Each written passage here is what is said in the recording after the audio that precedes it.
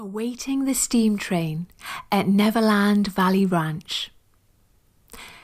The weather in this area of California is always exquisite, but seems even more so this time of year and while at this magical place that Michael Jackson created.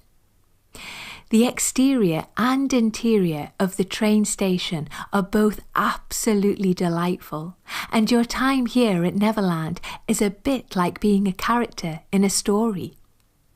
In Act 1, you were on a road at the bottom of a hill. When you looked up, you saw this delightful train station that seems like something out of Disney World. You admired the flower gardens and statuary and made the decision to embark upon a journey up the numerous steps to arrive at the entry to the train station. After surveying your surroundings and gathering your thoughts and energy together, you crossed the threshold and took a tour of the interior. In there, you recharged with a candy apple and refreshing beverages. And now, here you are, ready to continue your journey. So push open and walk through the double doors on the opposite side from where you entered. You are now in the breezeway of the covered waiting platform. This side also has a storage room of the same look and size as the one where you entered. Turning right, you see the back of the station building. The back facade and the exterior of the loft that hovers above the tracks are covered in red brick.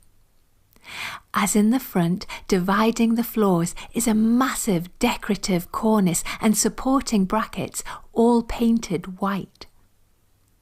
Looking up, you see the black and side of the mansard roof covered in grey slate tiles. To your left is a ramp to make this platform wheelchair accessible. On the other side of the tracks, you see a small, low-standing water tower. That is the real deal too. It is used to fill the steam engine with water. A few blasts of the train's whistle fill the air, and you see that the train is approaching from the distance. White puffs of smoke are rising and dissipating into the air. The track that the train is on is 3.5 miles in length and travels along this side of the valley only. The layout incorporates a loop on each end so that the train can turn around and go back and forth. What many people don't realise is that there are actually two trains at Neverland and two different sets of tracks. Depending on the speed, this one takes roughly 15 to 20 minutes to traverse the entire track. It takes passengers down to the theatre stop, which is roughly 1,600 foot to the northeast in the amusement park area. The train that is approaching is an actual steam engine that was formerly at a Six Flags amusement park. It was refurbished by a company in Mount Pleasant, Iowa. Among the custom designs Jackson wanted was 24-karat gold leaf lettering, a stereo system and lighting along the open-air coaches. As the train gets closer, you see the headlamp with a decorative red box.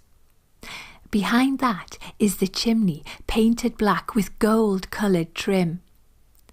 Behind that is a large brass bell. Beneath that is the smoke box. It is painted white. On the front, beneath the headlamp, is the head code. It is the number 1 painted gold on a round metal piece painted black.